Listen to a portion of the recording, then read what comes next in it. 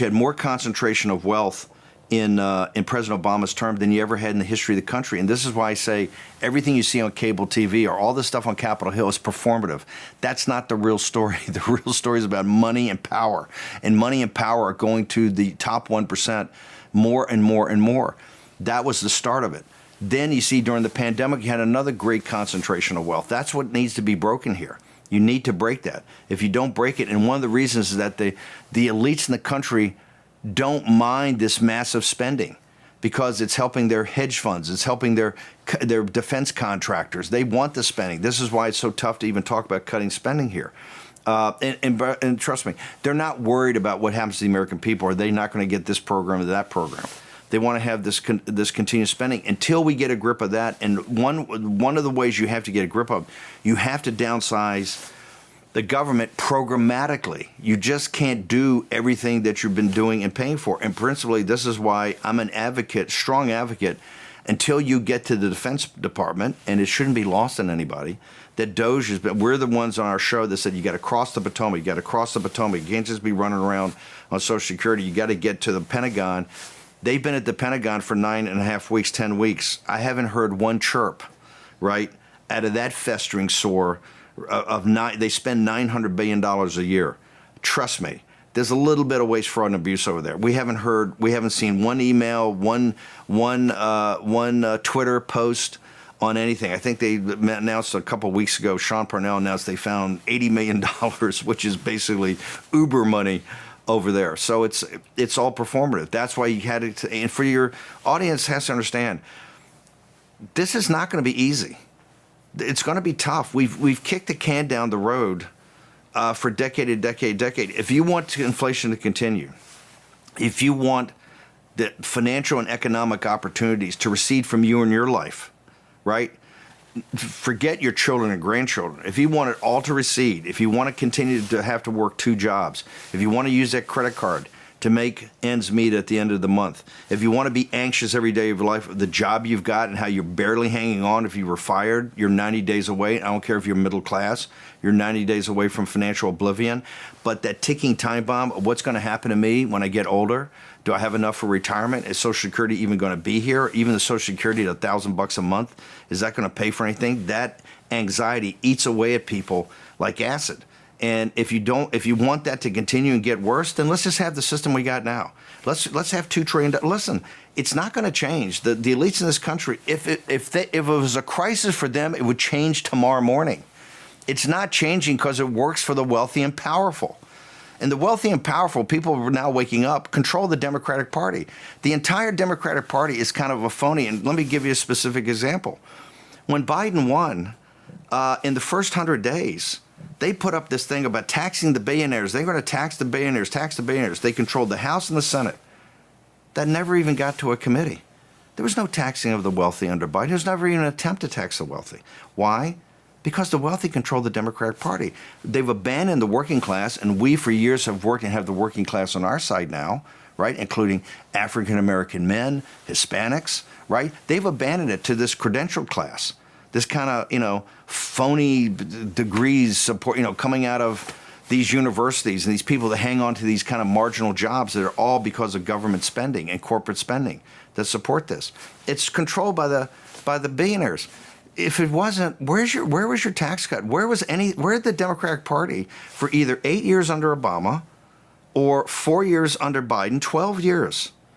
Show me one effort at all to go after the 1%. It wasn't. You had Elizabeth Warren running around and setting up, the Consumer Bureau. That's kind of, it's like the minimum wage thing. That's a sop that run around that doesn't get to the core of the problem. The core of the problem is you have to get to the administrative state, which is their mechanism of how they control things, and you have to cut spending, and you have to raise taxes on them. I'm the only one on the right that is a strong proponent that this tax extension has to be more tax cuts for the working class. You have to cut tax on tips, tax on overtime, tax on bonuses, taxes on Social Security.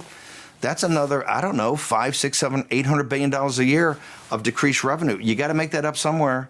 So if we can't do it in growth, and I can do the math. I don't see us getting to 5% growth. I don't see growth getting us out. I think growth's important. I think President Trump invests in or focus on that to get us to 3.5%. There's going to be a gap. That gap has to come from the wealthy. You can't extend the tax cuts for the top upper bracket. You can't. The math just doesn't work. And that will be the first time we're putting them on notice, because I tell people, just in doing that, we'll bitch slap them to say, you've got to be a partner in getting this thing under control. No more are you just going to benefit from it, because that's what's happening now. And the country is starting to wake up to this. This is why the economic message of populism and economic nationalism is getting traction now. And people are looking around and go, okay, I'm starting to understand it.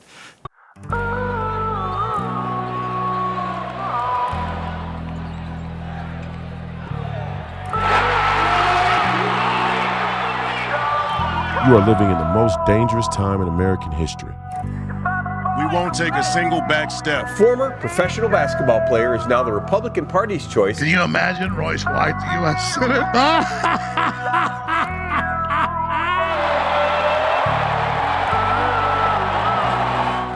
White won the endorsement on May 18th with 67% of the vote.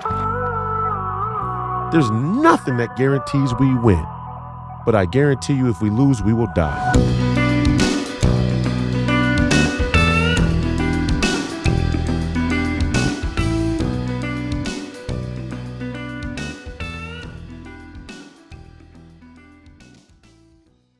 Top of the news is, in the last few days, yesterday, I believe, Congresswoman Ilhan Omar was presumably attacked, sprayed with what they are now claiming is apple cider vinegar by somebody in the audience at one of her events, an event that she was speaking at. And it goes without saying that I disavow any political violence against Congresswoman Ilhan Omar, any other Democrat politician, or anybody else for that matter. And it's my honest opinion that political violence is a cop-out for half-assed political organization and activism. That's my honest opinion about political violence.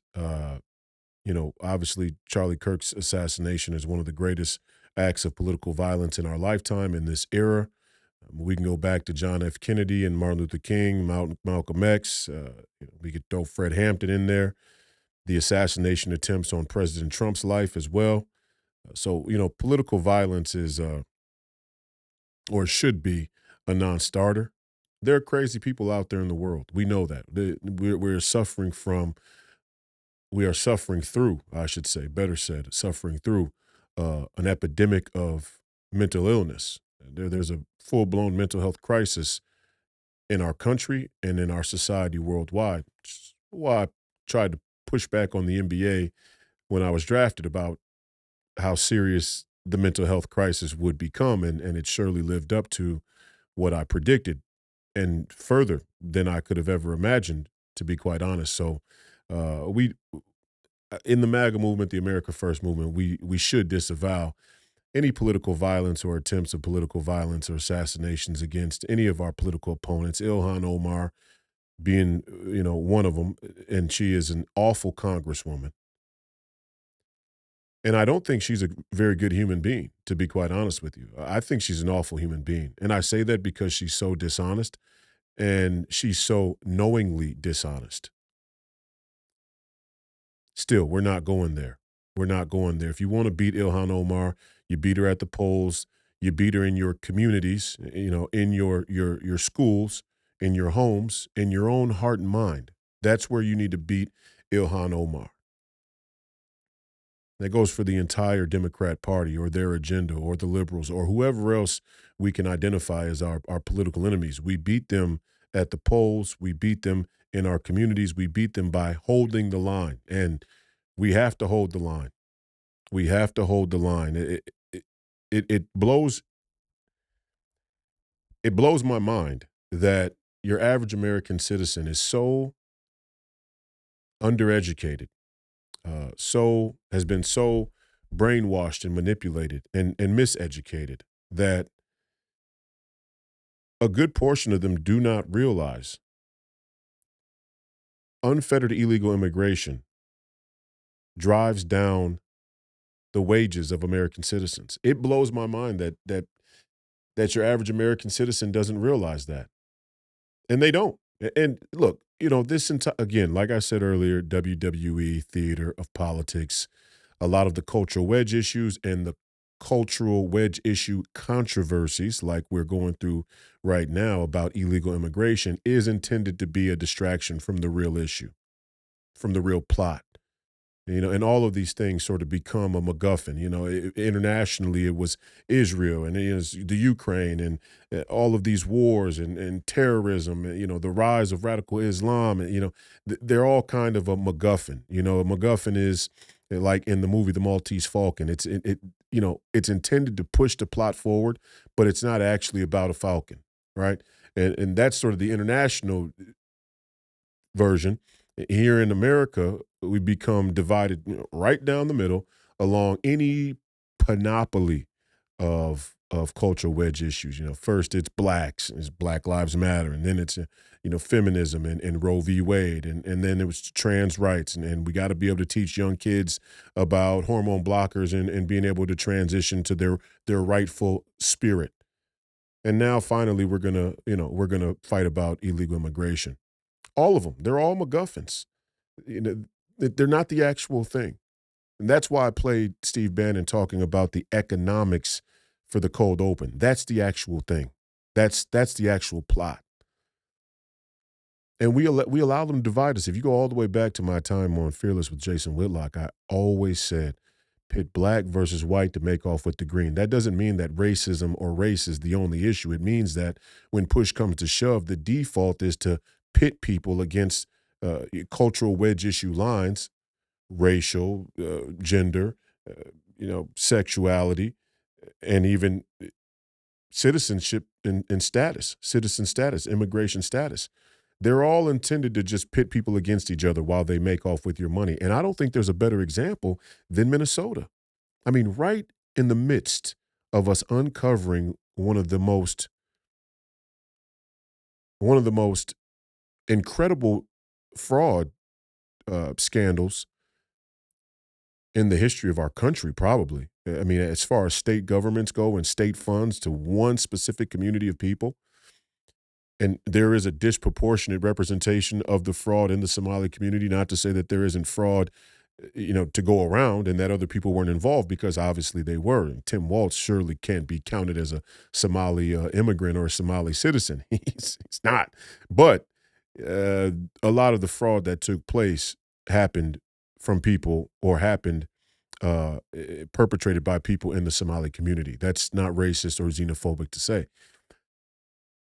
With that in mind, this fraud that's being uncovered here in Minnesota, and when it's all said and done, it could be upwards of $50 billion, even to $100 billion. Right in the midst of that, now we're going to have a full-blown fight. I mean, almost to a Civil War-like tone about illegal immigration and whether or not it's illegal. Fundamentally, whether or not crossing our border illegally is in fact illegal. That's ridiculous. I mean, it's so ridiculous. It's almost hard to believe. It's hard to watch for sure. It's very difficult to deal with personally because I'm watching all of these people online, all of these people on social media pile on to the virtue signaling like they did after 2020 with George Floyd. And I was out there. Again, I led what was previously probably one of the biggest protests, demonstrations, educational gatherings in the history of the state of Minnesota to the front door of the Federal Reserve after George Floyd died. Not ashamed of it. That's what good leaders do. Good leaders see a crisis and they go to the front line and they try and speak the truth. And I told people then, your enemy is not the police. Your enemy is not the police department.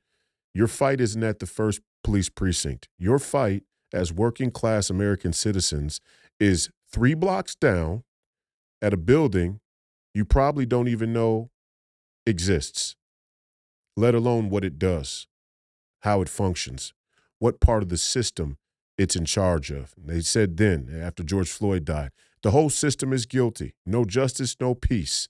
We got to shut the whole thing down. The whole system needs to Oh, okay. I agree with you. Yeah, there's a lot of guilt to go around. There's a lot of culpability for a lot of institutions and a lot of individuals. There's plenty of guilt in the system. But why do they always skip over the money? And Steve Bannon just explained it as well as I possibly could. The reason why these foot soldiers of the Democrat Party, the liberal agenda, the far left, the Marxist communist color revolution, the reason why they always skip over the money is because they know, or they have an intuition, even if it's subconscious, they have an intuition that the elite in this country, the powerful, the ultra wealthy multinationals, are heavily in favor of the Democrat Party and even some of these cultural wedge issues ideologically. They know that. They know that. That's why you never see them buck up against the system in a way that's going to be transformative. It's performative. It's not transformative, it's performative. And you can go right on down the list of Democrat puppets, I call them, but okay, politicians. You can go right on down the list. Find me one that is actually pushing back against the system in a way that's transformative, not performative. In fact, we could look across both sides of the aisle, and we'd be hard pressed to find a handful of politicians who are actually pushing back on the status quo in a way that has any chance of being transformative, not performative. President Trump is actually one of them. Whether you agree with him on everything or not, whether you like him or dislike him, hate him or love him, whether you support him or you couldn't be more diametrically opposed to his political platform, you cannot deny that in our lifetime, he has been the single individual, the one individual to push back on the status quo more than anybody else. And it's not even remotely close. It's not even remotely close. It certainly isn't Ilhan Omar. See, because at a level, it no longer becomes controversial or dangerous to say that racism is the root of all issues. In fact, that's an easy scapegoat. And I continue to tell black people this all the time. Sure, there's racism. No doubt about that. Anybody who would deny that is silly. Yeah, there's racism. There's a lot of reverse racism as well. In fact, if you say that white people or America is inherently racist, you're saying that there's a piece of them that is racist and there's nothing they can do about it. And it's ironic to watch all of these white liberals or Democrats or even Marxists and leftists or feminists or whatever they call themselves on a given day. It's really strange to watch these white people make the claim or agree that all white people are inherently racist. Inherent means that they were born racist. There's a part of them that is racist, and there's nothing they can do about it, which would beg the question, what's all the activism for? What's all the allyship for and the woke virtue signaling? You're racist, even if you're a Democrat or liberal, even if you disavow racism, it's inherent. There's nothing you can do about it. So why should I, as a black man, even listen to you and what you have to say on the matter? If you make the claim that white people are inherently racist, that means they're born racist and there's nothing they can do about it, no matter what they say or advocate for, no matter how they vote, no matter what they support. It's a non-starter. And the scary part is, as clear of an ideological non-starter as that is, and I mean, that is really ridiculous. In fact, I take offense to it because my mother's mother was half Norwegian. And her mother was 100% Norwegian, first-generation immigrant from Norway. And she married a black man. So obviously she wasn't racist. Or, I mean, I think that's probably about as obvious as you could get. If you make some weird, twisted argument that even though she married a black man, she's still racist, we're getting into some territory that I don't think helps anybody. I just don't think it helps anybody to make that claim. My mother's father was half Mexican. His mother, first-generation immigrant from Mexico. And oh, by the way, when Mexicans go to fill out their forms and mark down a race, official government documents or official government, process, the whites and the Mexicans are on the same line. They're the same box. Now, in some instances, they've changed it. They've given Latinos and Hispanics their own box. But for a long time in this country, Mexicans were counted with the whites. And what's interesting about that is uh, I lived through, and I think we are still living through a time in this country where the Mexican community is not so favorable towards blacks. It's only more recently that they've kind of clumped black and brown people together. And I mention that because the immigration argument obviously, touches on that part of the narrative that blacks and Latinos or blacks and Hispanics are one group. Well, culturally speaking, they're not. And I have both heritages in me, and I can tell you from experience and let's say uh, oral stories that have been passed down through our family. My great grandmother, Fidela Rangel, from the west side of St. Paul, probably one of our biggest or at least most historic Mexican communities in the state of Minnesota. My great grandmother, Fidela Rangel, was disowned in a sense from her Mexican family for marrying a black man. Now, that would later be reconciled and remedied, and my Mexican family and my family, the whites. My grandma Fidela Rangel married my great grandfather Louis White, so the grandchildren of that marriage were whites, and we have Mexican heritage, but obviously we have relatives as well that are full blown Mexican because their mother and father are both Mexican. But the whites now have an okay relationship, a good relationship, a loving relationship with much of our full Mexican family. But there was a time where that wasn't the case. And I only bring that up because, again, race it has always been a three-card Monte in American culture. And that's not to say that race isn't important or that we shouldn't talk about race. And this is where conservatives and people on the right get it messed up. We need to be able to talk about race. We have to talk about race. Race is important. Race and heritage and history and values and culture are what make us who we are. If we give that up, we do it at our own peril, and we run the risk of allowing an establishment the establishment in this country, but it's a globalist establishment all around the world, to rewrite history and ascribe us an identity that they choose. And we should always reject that. That's a very dangerous proposition. That's a very dangerous thing, to let other people prescribe you an identity, to take your identity, strip your identity, and prescribe you an identity. And they are actually trying to do that at the at the at at the lowest level. And I don't say the lowest level because we could invert it and say it's the highest level. At the highest level, they're going to the lowest of us, which are our children that need our guidance, in order to become adults, let's say good people, American citizens, responsible human beings, fully developed human beings. And that's why I say the lowest, the highest level of ideological brainwashing is happening to the lowest amongst us. I'm not saying that our children are the lowest people. They're our most prized possession, but they're in need of our guidance. The reason why they're going down to our young people and pushing this gender non-binary, trans woke ideology is so that they have a much easier time getting that generation of people to forget history, to forget their heritage, their culture, their own culture, but the culture of this country and the culture of human civilization. Because if you can get people to identify with their sexuality than anything else, then all of politics and all of culture becomes a battleground of sexual politics. And we all know that sex and sexuality is so taboo in this country. There's not an easier way to manipulate the politics than to create an environment where sexual politics is the dominant force.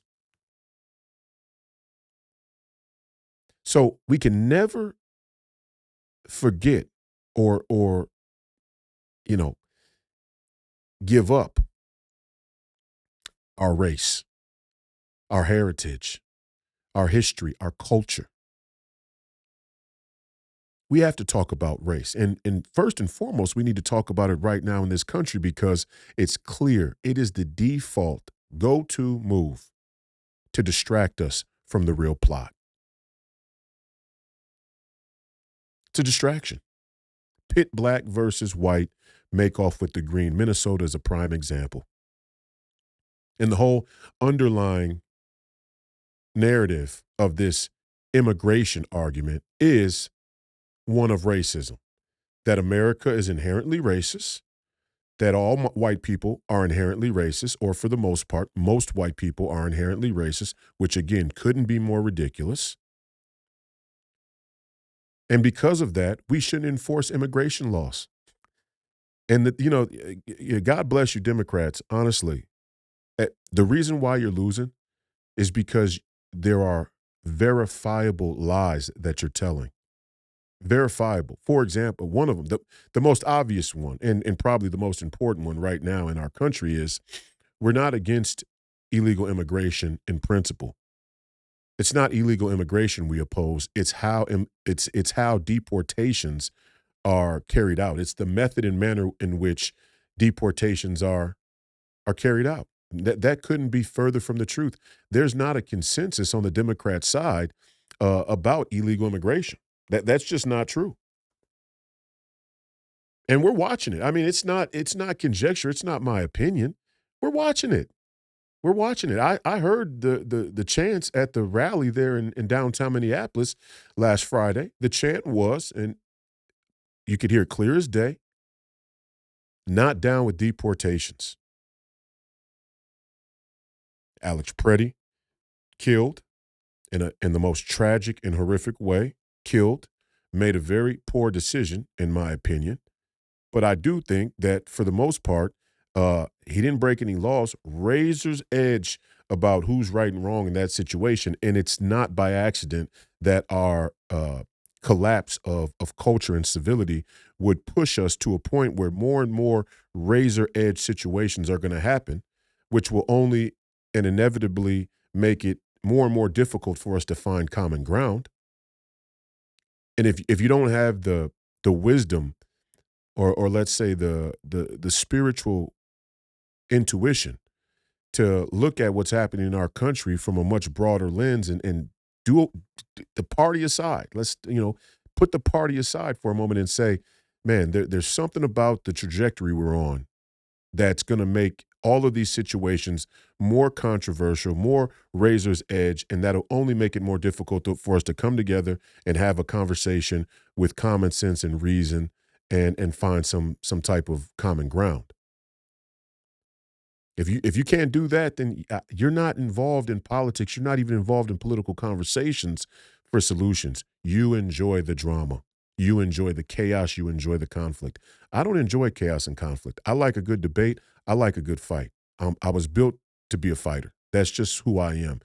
That's my temperament, my personality, but it's also my physical build. I was built to be a gladiator. And so I don't mind a fight. Actually, I like a good fight. I like a bad fight. I don't mind it.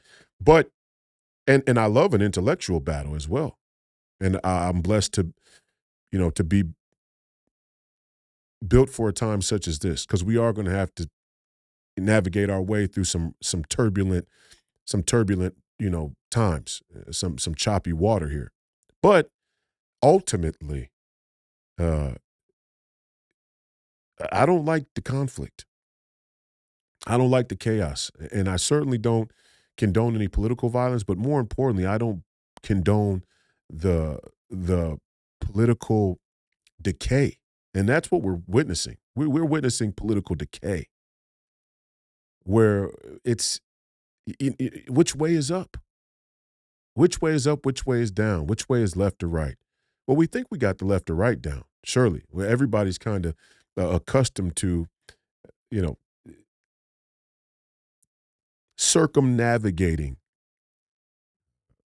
the human existence, circumnavigating life through a left-right political dynamic, through a left-right political orientation.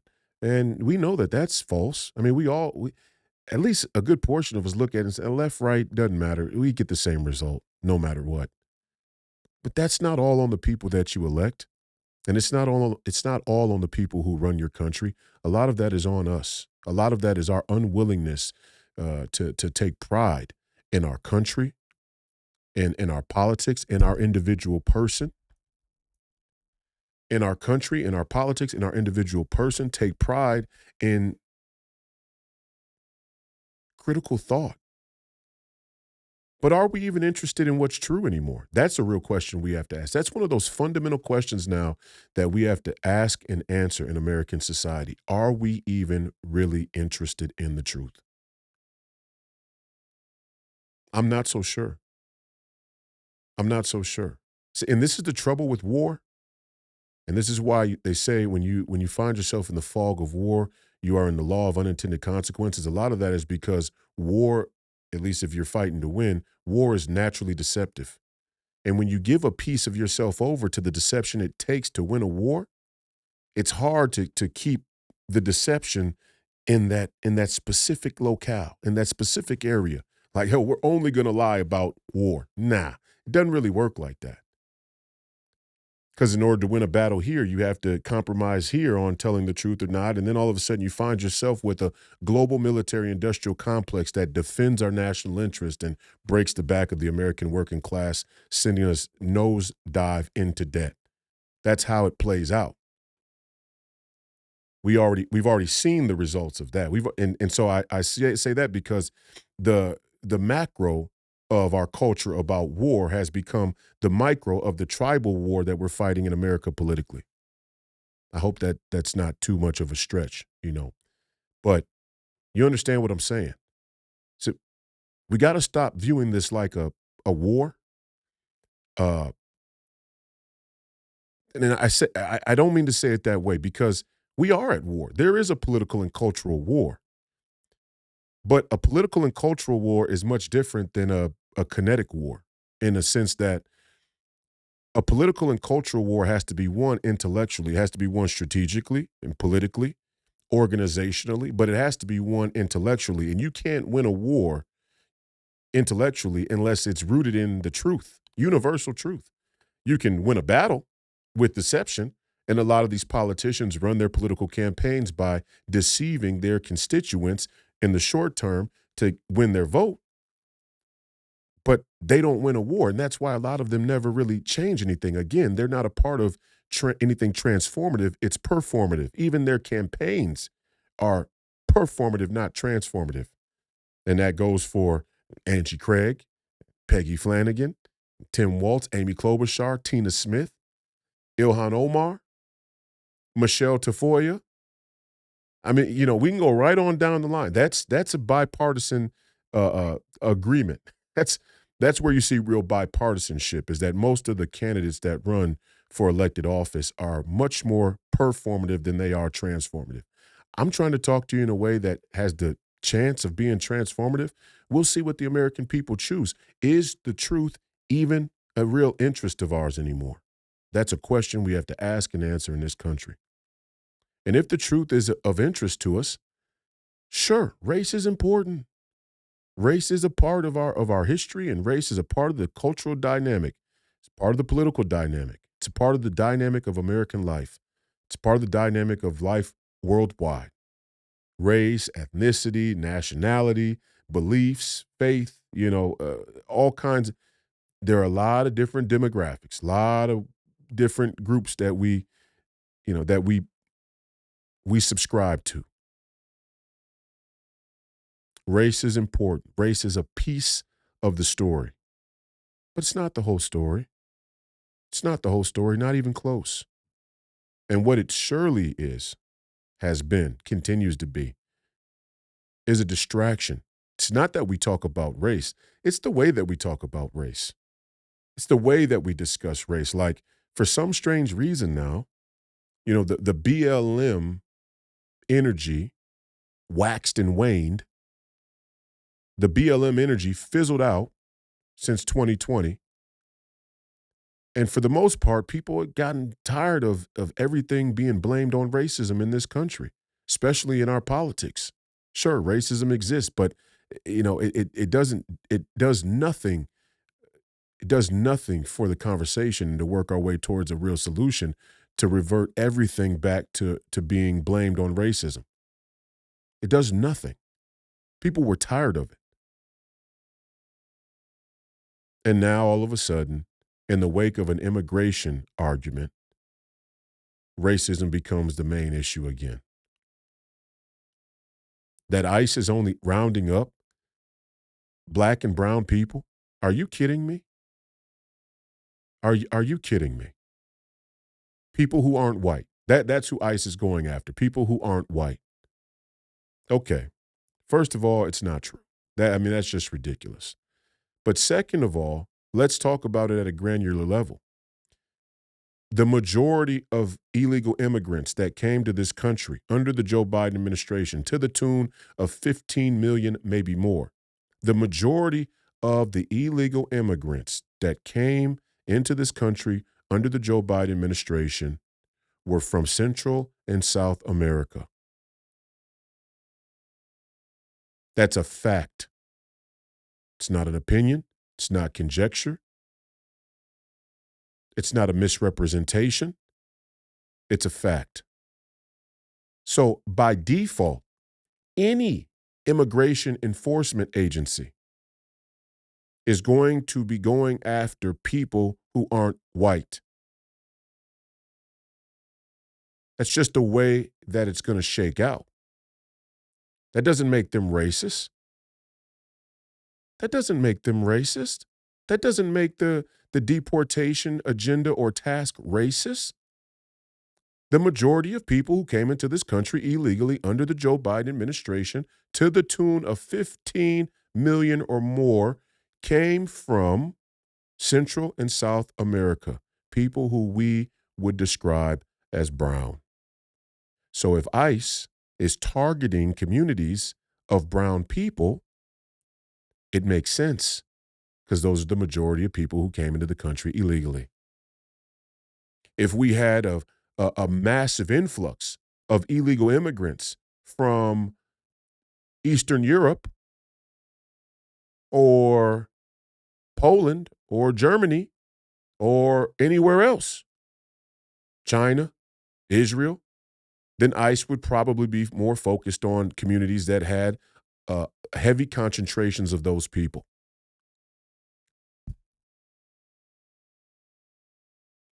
That's just the way it is.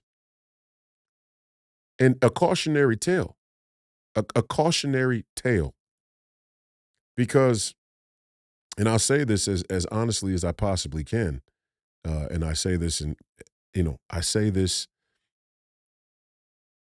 as genuine advice. This isn't political. This is just about people.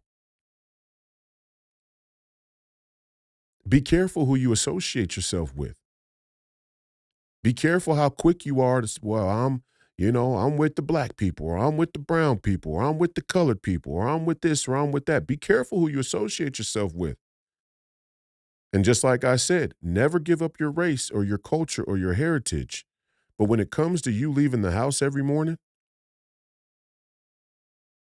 your safety, the safety of your family, your children, your loved ones, the people in your immediate community, be careful who you associate with. And I tell that to my young black sons and daughters the same way I would your black sons and daughters.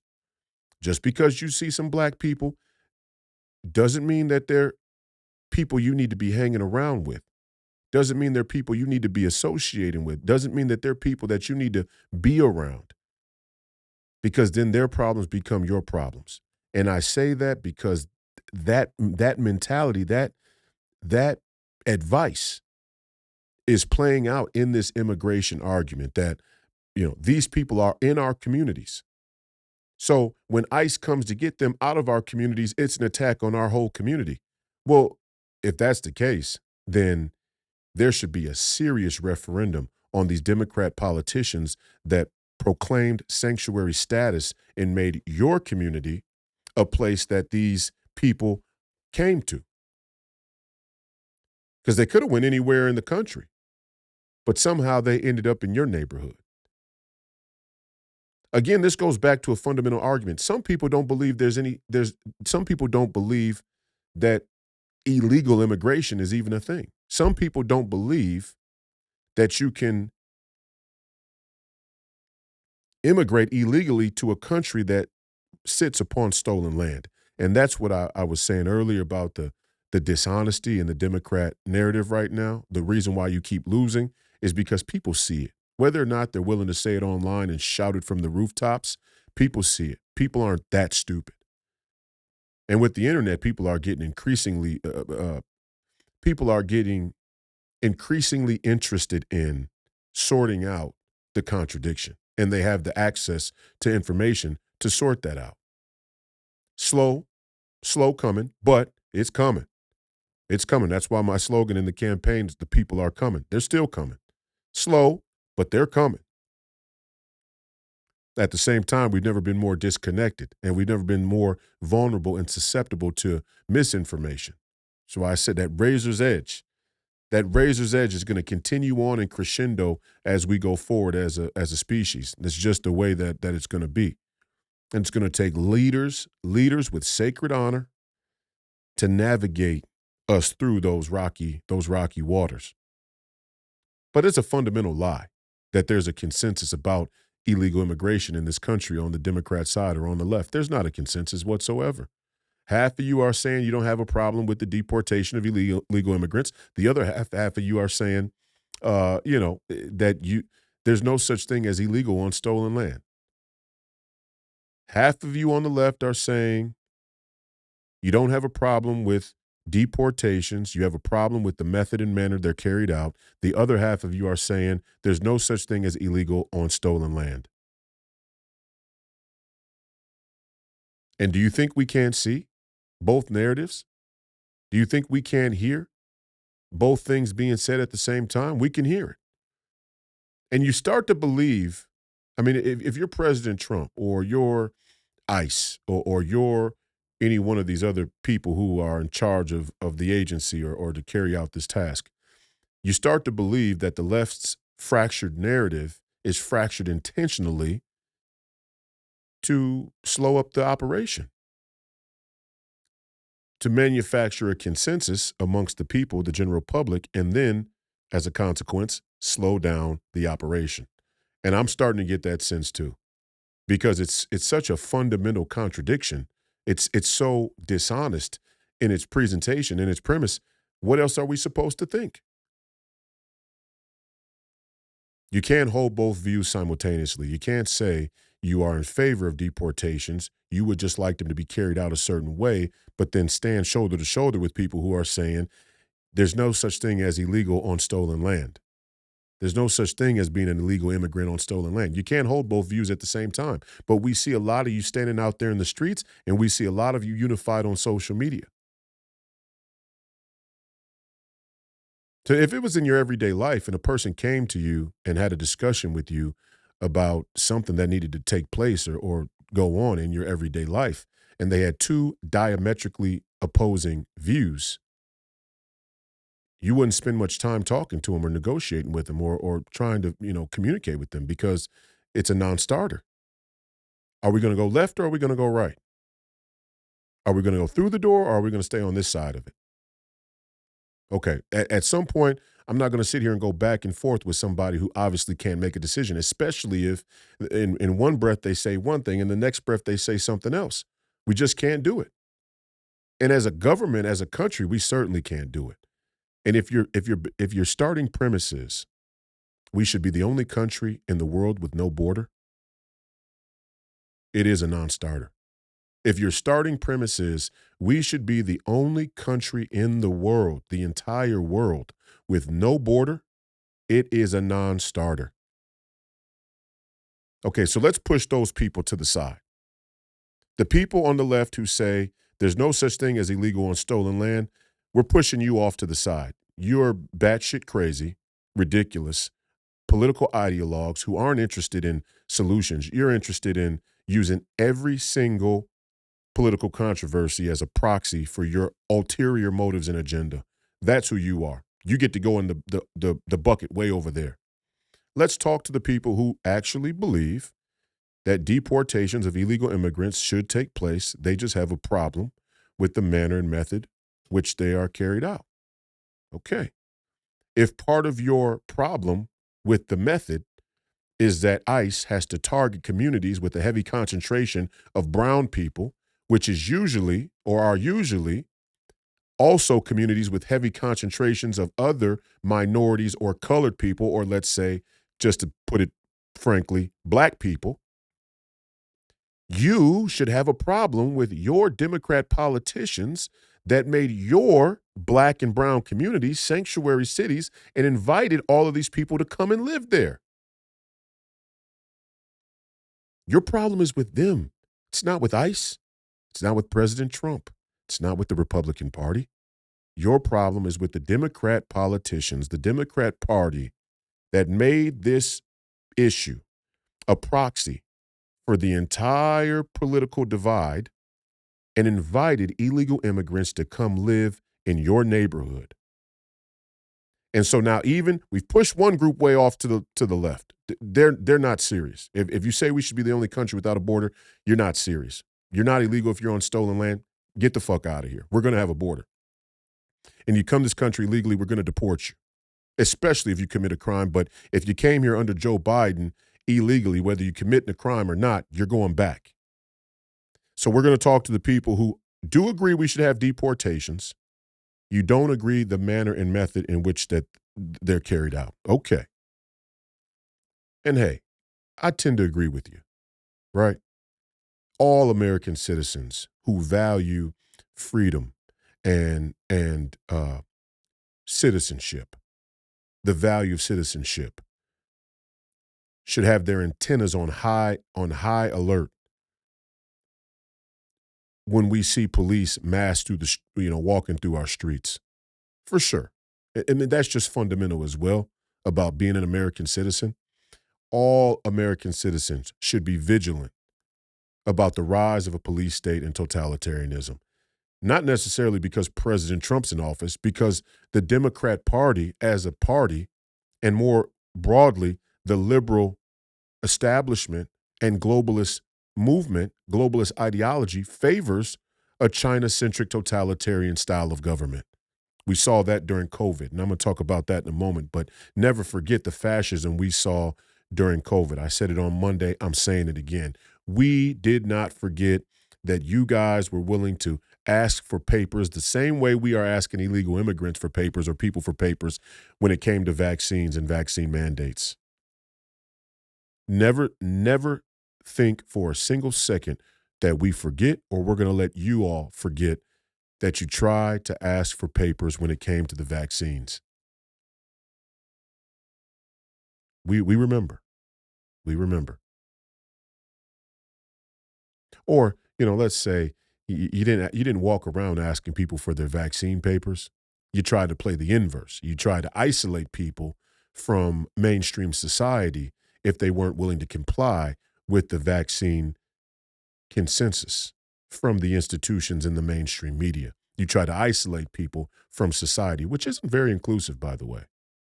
Just want to throw that out there. That's not very inclusive. It's exclusive. You try to exclude the people who weren't willing to take the vaccine. Hell, you try to exclude the people who were even hesitant about the vaccine. In fact, you try to bully people through their livelihood to take vaccines that they really didn't want to take. And a lot of people took the vaccine who really didn't want to take it, and they're praying that the ramifications don't play out with their health because they did. And I'll continue to be a voice for those people too. Those are the marginalized people. The marginalized people are the people in this country who had to make a living, and they felt compelled by a narrative, a bullshit narrative, a now debunked narrative about the necessity of vaccines. So we remember your form of tyranny. We remember your form of Gestapo. It came in the by way of we're going to isolate and exclude people who don't want to go along with the agenda. And you even let the quiet part slip when you polled people who said they were willing to lock the unvaccinated in their homes. That's how far you actually went. You let that slip. So we didn't forget, and we're not going to let you forget either. But okay, we should all be concerned about the rise of a police state and totalitarianism, for sure, with no equivocations.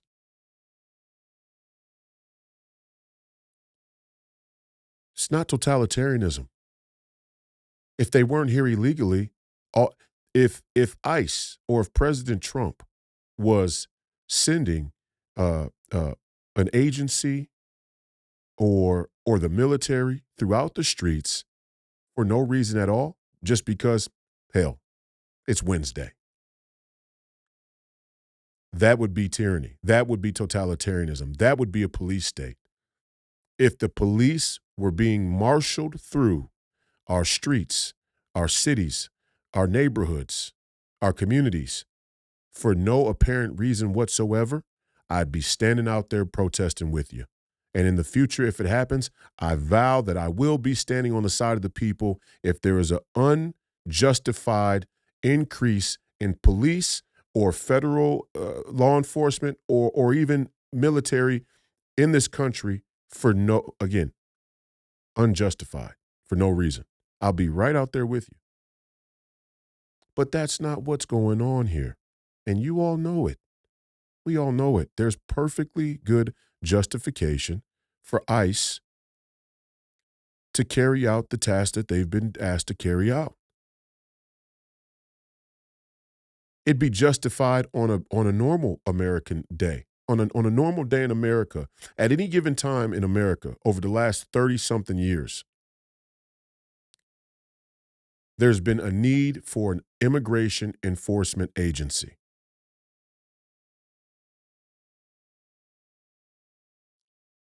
On any given day in this country, over the last 100 years, there's been a need for an immigration enforcement agency.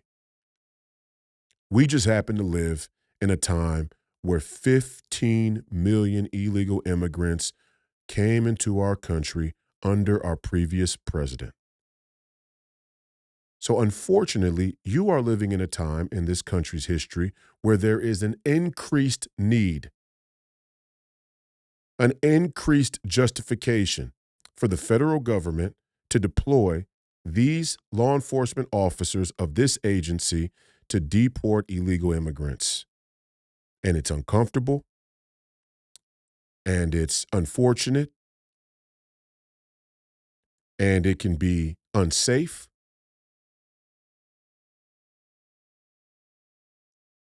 But it's not unnecessary. It can be uncomfortable, it can be unsafe, but it's not unnecessary. It's very necessary. So again, now we have to frame up the manner and method. You say, oh, okay, well, we don't mind deportations. It's the manner and method which is, being carried out. Okay. If one of your problems with the method is that there's a heavy concentration of ICE agents in Black and brown communities, that's where a lot of the illegal immigrants are. It's just like saying, and this is what was said during the whole defund the police nonsense. Well, there's a heavy concentration of police officers in the Black community. Yeah, because the Black community, there's a heavy concentration of crime, violent crime. And we rank order crime in this country by severity, not only judicially and in law, which is why you don't get the same jail time or sentence for robbing a corner store as you do for shoplifting. You don't get the same sentence for getting in a fist fight in the streets, unless you kill somebody, as you do for shooting somebody in the head. We rank order crime in severity. We also rank order priority of law enforcement based on the types of criminal activity in a given area. Why are police officers going to be more heavily concentrated in areas where there is a lot of drugs being used? Because they want to catch people who sell drugs. At least that's their stated intention. And we'll talk about the drug trade on a different podcast because there is some rightful criticism to say the flow of drugs in this country isn't organic and it ain't without help. And this goes all the way back to the 60s and 70s, and we can rightfully talk about the smuggling, let's say the targeting of black communities all across the country in the drug trade. And how on earth, with the highest level of surveillance and technology and counterintelligence that we have in this country and even at our border, and it has been for a long time, that these drugs found their way into these specific communities. One by accident. Okay, you could look at that and say the targeting of black communities with crack cocaine and even the laws that coincided had a racial bent. You can say that. But it doesn't absolve the black community of their role in being played in that political game of football, being played in that theater, or us actually selling and dealing the drugs or killing each other over it. We're not absolved of our responsibility in it because somebody else was predatory. It's not how it works. It's not how life works. That's just not how life works. That's not a proper way to think about what you decide to do every day when you leave the house. That makes no sense. It's childlike. It's adolescent. You still have to be responsible for your choices. I mean, when push comes to shove. And I say that again in this situation because the same thing we heard with defund the police is what we're now hearing with illegal immigration. There's too heavy of a concentration in black or brown communities, so it's racist. No, the concentration is where the majority of illegal immigrants live. That's where the concentration of law enforcement is, where the crime is happening, where the crime has occurred. And if you're still out there arguing that 6% of the population accounts for over 50% of the violent crime, you're not honest. You're just not an honest person. And if you're not courageous enough to be honest, remember, you trade your freedom for security. Our founding fathers said, you trade your freedom for security, you will have neither and you deserve neither. If you're not honest enough as a black person in this country to admit there's a problem when 6% of the population accounts for over 50% of the violent crimes. If you're not honest enough to admit that, you don't deserve freedom. Slavery, Underground Railroad, Harriet Tubman, Abe Lincoln, abolition, Frederick Douglass, Martin Luther King, Malcolm X, Black Panthers, everything else aside. If you are not honest enough with yourself and with your community to admit there is a problem when 6% of the country's population accounts for over 50% of the violence, you don't deserve your freedom because you have traded your freedom for the security, the psychological security, the psychological security of a narrative that protects your identity and places that over the truth. You forfeit your freedom. And it's not a choice you may be consciously making. I'm trying to explain it to you so that you can understand when you concede to a narrative that's not true, you are giving up your freedom. But it works out that way practically because if you're unwilling to admit that, you can never participate in your community. You can never participate in your community in a way that creates a solution and a better circumstance. And ultimately, you're going to get martial law anyway. Because you will get a heavier police presence. Or you will become the victim of the tyrants and the predators in your own community, like the illegal immigrants who come from South America who couldn't give a shit whether you're brown, black, white, or gray. That's how it actually plays out. Either you have law and order or you have chaos. But don't be fooling yourself into thinking you can escape the predators in either scenario. There are predators, and there are predators in a police state. There are also predators in a lawless society as well.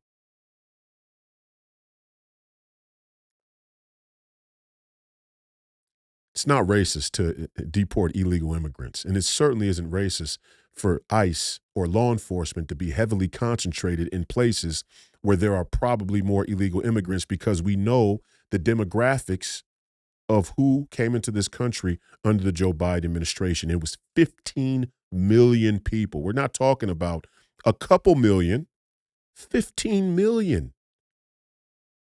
It's an astronomical number.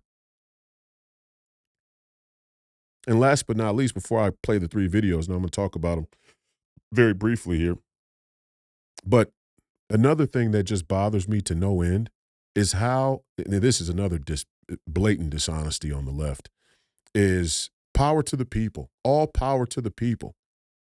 It's like, then you let these corporations join hands with you and sing Kumbaya like they give a shit about the common folks. This is the great lie of Marxism and communism. This is the great ideological lie of Marxism and communism, is that their driving motivation, that the driving impulse of the Marxist agenda is to redistribute the wealth to something more equal, fair, and just economically. Hey, if you want to say that that was Karl Marx's goal, fine. I think it's an absolute lie. But certainly you modern day Marxists aren't carrying that vision out. You're out there in the streets saying power to the people. The ultra wealthy elites are corrupt and they're screwing us. Then you're joining hands with all these corporations who give you a symbol of solidarity on social media, saying, hey, we're with you. We stand with you. They're responsible for the influx of illegal immigration because they funded politicians who now sit in office, whether it's the Congress or the Senate or even the executive branch in Joe Biden, that were willing to allow illegal immigrants to come to your neighborhood. They're responsible for the very condition you say you oppose. They're responsible for the very circumstance you say is making you unsafe. They're responsible for it. The same corporations that you vote, the same corporations that donate to the candidates in the political party that you vote for in blind faith and loyalty, they are responsible for the circumstance you now say makes you uncomfortable, that you now say you oppose. Why? Because illegal immigration drives down wages. You're out there protesting for them to drive down your wages. And maybe you're okay with that because in some strange, perverse form of postmodern Marxism, you've given up on the economic fight. See, I would say that was the inevitable, that was the inevitable landing for the Marxist movement to begin with. That was the inevitable landing of the Marxist movement, is that you would give up on the economic fight. And you have given up. You've conceded. When you support a party with blind loyalty, when you support a party with blind loyalty that clearly has much more favor and much more support from the ultra-wealthy multinationalists in this country and all around the world, what kind of Marxist are you?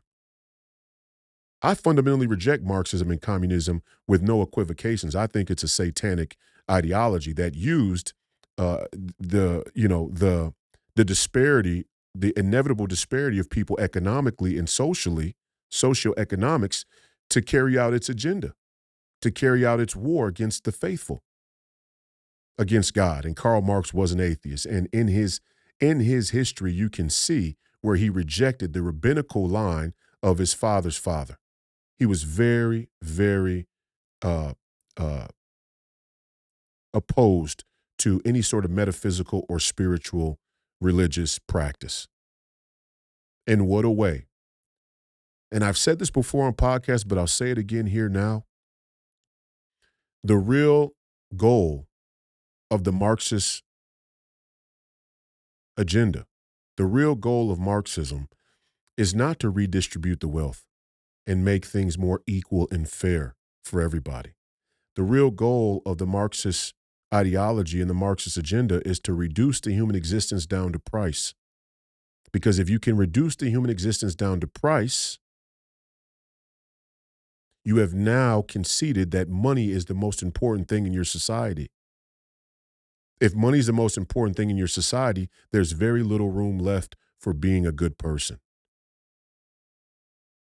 You've turned human society into what you would call a money grab. Or, in an even more perverse scenario, you've made people fundamentally, hateful towards money itself. And that's where you got, in Russia, where the oligarchs there, the communist oligarchs, decided that they were just going to round all the competent people up and shoot them in the back of the head. And before you knew it, 20 million people starved because nobody that was left knew how to efficiently run the institutions or the companies or the things that they needed for the essentials.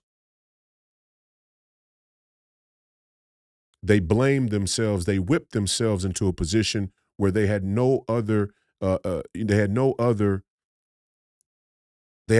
to go but to their grave.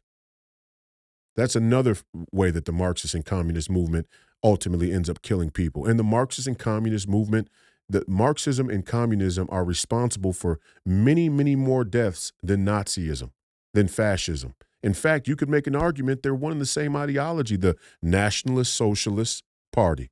The socialism and Marxism and communism, they're all part of the same intellectual tree. So I'm not even really comfortable separating them. But if we separate them, if we take Nazi Germany and the fascism of Nazi Germany and separate it from the other communist genocides and mass killings in history, communism wins by a landslide. Russia, communism responsible for 15 million plus deaths conservatively. Mao, China, communism, Maoism, responsible for 15 million plus deaths conservatively. 30 million between the two, and that's a conservative number. 5 times higher than most estimates from Nazi Germany. It's just the facts. It's just numbers.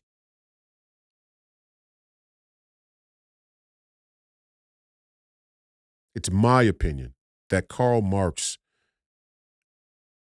wanted to strip society of any faith. The best way to do that is to reduce the human existence down to price. The best way to reduce the human existence down to price is to convince everybody that they can measure good and bad. They can measure good and bad. They can measure just and unjust. They can measure what's right and wrong based on power delineated by the have and the have-nots. And it's a brilliant play. I mean, intellectually, it was a brilliant move because all societies will inevitably have and have-nots. There will be a stratification across socioeconomic status and lines in every society, but communism doesn't cure that. You show me a communist society where there wasn't an unequal distribution of wealth or power. You show me a society where communism cured the natural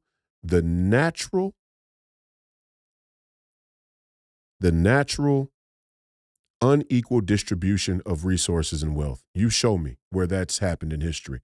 You can't. You can't. It doesn't exist. It has never happened. Look at the communist countries all around the world today, Venezuela being one of them. The people in Venezuela may be cheering, and you could argue that, they don't understand the geopolitics of what they're cheering for, but they're cheering for a reason because from their vantage point, they don't live a prosperous life in Venezuela under that regime. And both things can be true. It could be true that we took Maduro out for some a different. We took out Maduro, or we pulled Maduro out of Venezuela for reasons that have nothing to do with the Venezuelan people. And still, the Venezuelan people could feel that they've been oppressed and got the short end of the stick from the Maduro regime. And the same thing could be true all around the world. If we decided to go and pull Xi from Beijing, the people of China may flood the streets and cheer, although probably less likely because they have a full-blown surveillance and police state, totalitarianism in China. So you could pull Xi out, and there's just going to be 3-4 other guys ready to step in and carry out the same oppression on the Chinese people that they've been doing. But let's say, theoretically, the people, flooded the streets and cheered. Both things can be true. We pulled out Xi for our own reasons, but the people of China were suffering under his regime.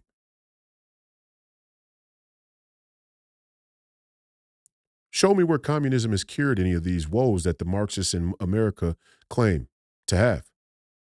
The grievances they claim to have. Show me where it's worked. You're not even a good Marxist. You're not even a good Marxist is my point. You're not even a good socialist. The Democratic, the Democratic the Democratic Coalition for Satan Worshipers is kind of, again, they tell you the quiet part. And all you Christians, oh man, and I'm talking to the ones I know personally, you motherfuckers are so fraudulent, it's embarrassing. If you're a Christian out there and you cast a vote for Governor Tim Walz, or let's say the entire Minnesota Democratic Party, you are such a sellout, you might as well not even go to church on Sundays. Seriously. Stop putting child of God in your bio. Stop putting child of God on the internet. Stop pretending like you're a Christian. You're not a Christian.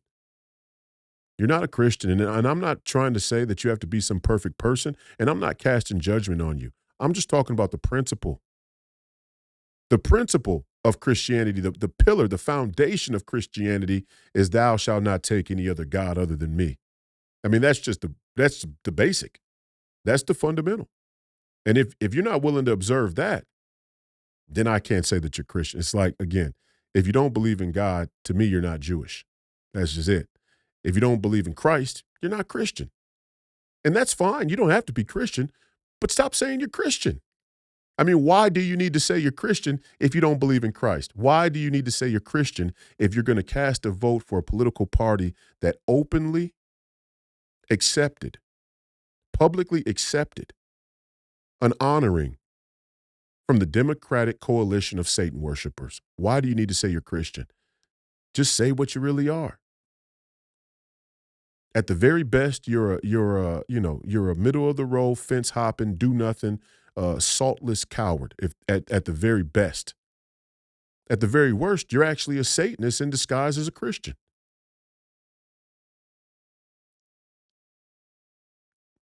Democratic Coalition of Satan Worshipers lobbied the federal law to be able to put up a display in our state's capital honoring Governor Tim Walz. It's right there on display. And you Christians are still going to vote for them? And then, and this is what's really scary, is you'll use illegal immigration, racism, homophobia, and misogyny as an excuse to vote for the Democrats, even though you call yourself a Christian and they accepted the honoring of Satan worshipers. That should tell you everything, right? I mean, I really don't need to go much further. That should tell you everything you need to know about this country's politics, the political culture, how upside down it is. Again, you don't have to call yourself Christian. I mean, I don't know why you feel the need to, but listen, and I'm just going to tell you, and I'm going to start now. Those people I am going to start calling out. I'm just telling you now. The people that I know personally pretending like they believe in God or Christ, pretending like they're Christians. You don't have to be a perfect person. You don't have to be a perfect Christian. That's a fundamental of Christianity. We're all sinners and we get to ask for forgiveness. But the thing that makes us different than the non-Christians, or the thing that separates us from the non-believers, is we do believe that we've done something wrong. We carry the shame and regret associated with sin. We believe in sin. In order to fight a battle with sin that all of us fight, all human beings fight a battle with sin. In order to fight that battle, you have to believe in sin to begin with. That is the difference between the believers and the non-believers. We believe somebody's watching. We believe there's an accounting of what we do. You don't have to do that. You know, whether you do it or not, there will be an accounting of what you do, but you don't have to be a Christian. Don't think that I'm going to sit here and listen to you or watch you claim that you're a Christian, and then on social media you're pretending like you support these politicians who openly accepted an honoring from a Satan-worshiping group. And they did. You show me where Tim Waltz or Amy Klobuchar or Tina Smith or Angie Craig or Peggy Flanagan or Ilhan Omar or Betty McCollum or Jacob Fry or Mayor Paul Carter or any of these Democrat politicians all throughout the state disavowed or denounced the Democratic coalition of Satan worshipers in their honoring. You show me where any of these Democrat politicians in Minnesota disavowed the Satan worshipers the same way they want President Trump to disavow white supremacists. You show me. You can't show me because they didn't do it. You know it and I know it. They know it. The Satan worshipers know it. The Christians are going to turn a lot of Christians are going to turn a blind eye because it kind of says the quiet part out loud, what the real battle is. And a lot of you are willing to line up with Satanists. That's fine. Hey, you know, we all get to choose what side of the line we're on. That's what's great about America. But for all those people who know me personally, just know I'm going to call you out, and I'll call you out to your face. I'll call you out right to your face. And you all know it. If you know me, you know it. So you better get yourself in order. I don't want to hear no excuses. I don't want to hear no, I don't really know about politics. I don't follow politics. I don't really know all of that. I'm not really paying close attention enough to, shut the fuck up. You know. Excuse my French. That's how I get sometimes. You know. You know exactly what's going on. I'm telling you. But if you really cared enough about your Christianity, you'd be looking into it. I wouldn't have to tell you. You'd already know. Democratic Coalition of Satan worshipers have a display at our state capitol honoring, giving thanks to Governor Tim Waltz. And you show me where Governor Tim Waltz disavowed that group. Show me where Governor Tim Waltz said, I reject and renounce. I disavow this group, this coalition of Satan worshipers as something I fundamentally don't agree with or believe in. Actually, I don't even believe in the federal law that allows them to circumvent, free speech or expression of religion to put the thing in the state capitol. Because there's a difference between being religiously neutral or agnostic or, I'm an atheist and then I'm a Satan worshiper. There's a big difference in those things. But I guess when we're playing tribal, identity politics, we can just clump up all together and sing Kumbaya as long as we make each other feel like we're supported, like we're in solidarity. You people are standing in solidarity with Satanists. And that's about as blunt as I can put it. We're going to play a few videos here. I have the first one. I'm going to show you the video proof. I'm going to show you the video proof here.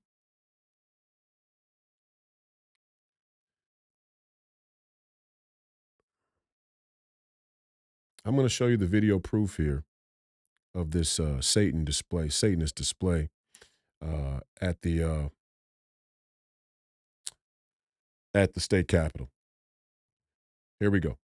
This is State Representative Pam Altendorf, I believe. This is what she says. I've never met her. I don't know her. Don't know if she's somebody that we can trust. Don't know if she's MAGA. Don't know if she's a rhino or not. I would assume so. In fact, as far as the Minnesota Republican Party goes, I would say we're about to find out real quick, or we are currently finding out just how many rhinos are amongst us, are inside the wire. But,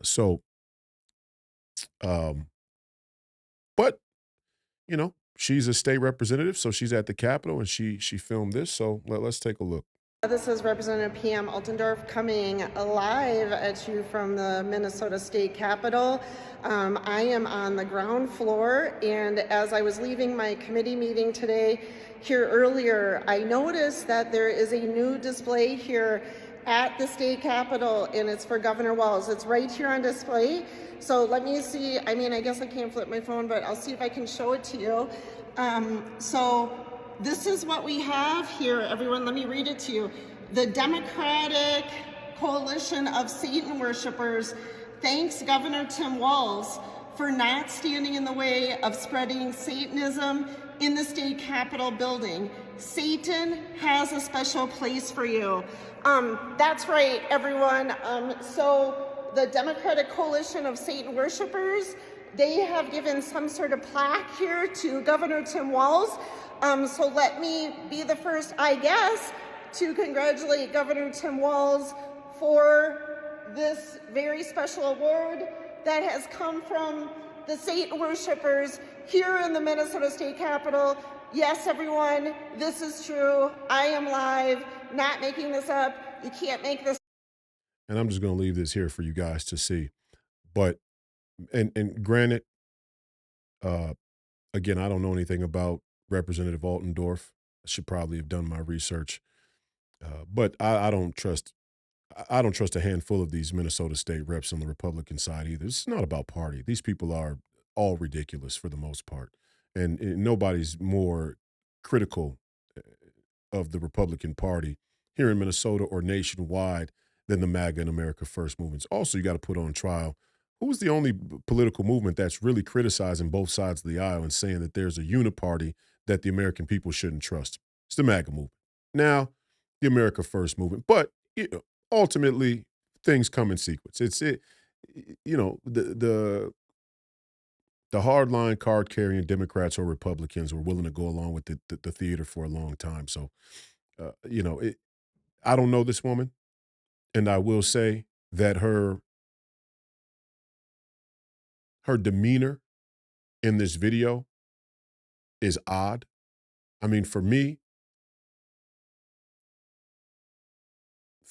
personally,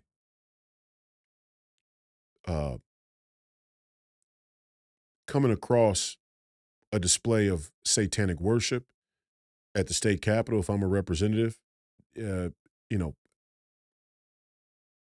a serious thing. I mean, it's just, maybe I'm just a serious person in general, or maybe I'm just different. And maybe she's nervous. Hey, I mean, I get that. Some people get a little giddy and kind of have a smirk and laugh a little bit when they're nervous. So I understand that as well. But, and maybe she's genuinely scared, for her safety, because, these are dark forces. I mean, anytime a group of Satanists is going to stand up and say, we're here, we're getting to a crazy place, especially at a state capitol. But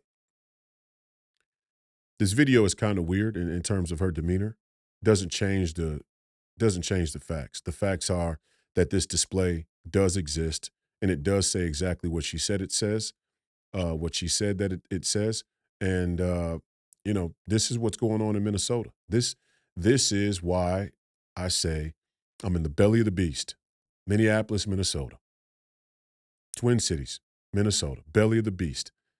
Open Satan worship at our state capitol. A bunch of Christians on the Democrat side, bunch of black women saying that they're Christians, bunch of black men saying that they're Christians, a bunch of minorities saying that they're Christians, casting votes for a Democrat party with politicians openly accept honoring from Satan worshipers. I mean, the contradiction is clear. The contradiction is clear. We're going to go to the next video here. And I want to show this video because it wouldn't be right if we didn't have a good example of a black bourgeoisie sellout. And none better than Charlemagne the God. I call him Charlemagne the Goof. But here's Charlemagne the Goof on The Breakfast Club talking about the demagnification of America. That, after Nazi Germany, there was a denazification. First of all, Charlemagne, your history fails you, because there really was never a denazification. we let countless numbers of we let a countless number of Nazis into our government, into our military, into our scientific and medical community after Nazi Germany. Operation Paperclip. It's very, very commonly known history. So there really never was a denazification in the first place. So that's not true. They may have hung some people. They may have hung some people for theater, but the real plot, again, even Nuremberg, MacGuffin, the real plot is that we took Nazis into our government and the ideology was allowed to continue. The ideology, the thinking carried on by people was allowed to survive for strategic interests. Then a war with Russia. You could argue that our Cold War with Russia, our war with Russia, our conflict with Russia is one of the main reasons that Nazism, fundamental Nazism, was allowed to survive. We said we needed these Nazis to come into our scientific community and military, government, to get the upper hand in an arms race against Russia. Okay? Well, you get the government you deserve, Charlemagne. And by God, we all will. So there was never really a denazification. And if there was a denazification, why are you still able to call us Nazis today? If the ideology died after the denazification, then how has it survived to be? Oh, are you suggesting that there is a sort of linear nature to ideology? That ideology can survive and have lineage across time? And wouldn't that then be true also of communism? So should we connect all the people who say that they're socialist, democratic socialist, or Marxist or communist today back to Mao or even Lenin, who were responsible for, again, 5 times the death and at least the same amount of cold-blooded murders as the Nazis? Do we need to do a de-comification of American society? We need a demagnification, but we're going to let the communists we're going to let the communists have control, actually. It's not we're just going to let them roam around free. We're going to let them do what they want. We're going to actually give them our government. We're going to give the democratic socialists and the Marxists and the communists our government, but we're going to do a demagnification.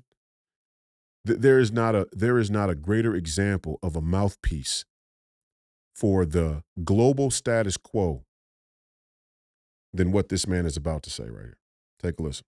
I don't know how dark or how bad things are going to get, but I keep hearing people referencing 1940s Germany. But I want y'all to remember something when you are bringing up that history.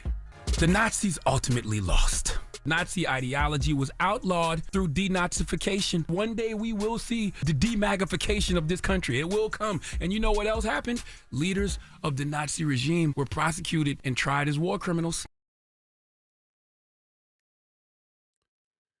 Well, there it is, the quiet part out loud. Tried as war criminals. He said it. He's not hiding it. They're saying it right out loud. Demagnification. The leaders should be tried as war criminals. Now, I'm just going to tell everybody here this evening, when I catch Charlemagne the God, when I catch Charlemagne the goof, when I catch Charlemagne the goof out in public, I'm going to slap the fucking teeth out of his mouth. Because am I a Nazi MAGA leader? Are you calling for them to round me up and prosecute me? Is my family as well, or where are you drawing the line? Where did they draw the line on the Nazi war criminals? Was it just them, or was it their family and close relatives? How did you know who was actually a Nazi, majorly influential in the Nazi party and the Nazi movement, and not their close friends or relatives as well? So you're basically calling to round me and my friends up, is what you're saying. So when I catch Charlemagne the goof in public, I'm going to slap the fucking teeth out of his mouth. I'm telling you now. So when you see me, you probably should just take off and run the other way because I'll slap your fucking teeth out of your mouth and any of your fucking bodyguards or anybody else too for saying shit like that. That's how people get hurt. That's how people get killed. That's how you get political violence. And it's not lost on me that that's exactly what he's trying to do. That's exactly what his intention is. When today, to start the show, I obviously called for no political violence, that political violence is unacceptable against Congresswoman Ilhan Omar or anybody else for that matter. And in the same span of time, in the same general time period, this fucking goof is going on the radio to a nationwide audience and probably global for that matter, a global audience and calling for the rounding up of MAGA and MAGA leaders to be prosecuted, lawfare. I'm going to slap the fucking teeth out of your mouth when I catch you in public. I'm telling you now. Forewarning, I'm going to slap the fucking teeth out of your mouth. And I said, this is a form of political violence. This is preemptive, premeditated political violence. This is passive-aggressive political violence is what this is. And the violence that I'm threatening is not political. It's personal. There's a difference. I said that we don't need any political violence, but this is personal. That's personal. What you just said, that's personal. And see, people who came up under Wendy Williams, gossip extraordinaire, Wendy Williams, they don't really have a code about personal or political or any code whatsoever. They don't have a code. They've lost their code. The entertainment business has stripped them of their sacred honor. So some people are going to need to have the sacred honor slapped back into them. And I'm very happy to be the one to do it for you, Charlemagne the Goof. There's a reason that y'all don't have me up there at the Breakfast Club, and I'd say we keep it that way. I see a lot of Republicans make their way up there. Larry Elder, and you guys treated him, like you were crazy. And then Byron Donalds came up there and slapped y'all around intellectually all night long. So I see you guys have some. Then you had Ben Shapiro up there. Shocker that he would find his way to have a platform on the Breakfast Club. But you don't invite people like me up there because you know that I will submerge you in the deep waters of intellectual and political thought. Submerge you. And when I got done submerging you in the deepest waters, intellectually and politically, historically, then I'd slap the fucking teeth out of your mouth as well. And you're right to fear the coming generations of politicians like me. You're right to fear that. Because when this becomes the norm, when this becomes the standard, people like you won't even have a platform anymore. Nobody will be interested. Your fraudulence will be too obvious. So there's nothing fraudulent about me. I say what I mean, and I mean what I say. There's a reason why people like that don't want to have a conversation or debate me on any of the political issues, much less life or history or any of it. The economics, they really want to avoid the economics because that shows you how much of a sellout they are to begin with. But I'm also willing to defend myself. And I think American citizens should be willing to defend themselves. And I say that, for example, I say that here on the show because we have to understand the entire momentum of our current political environment is hurling toward civil war.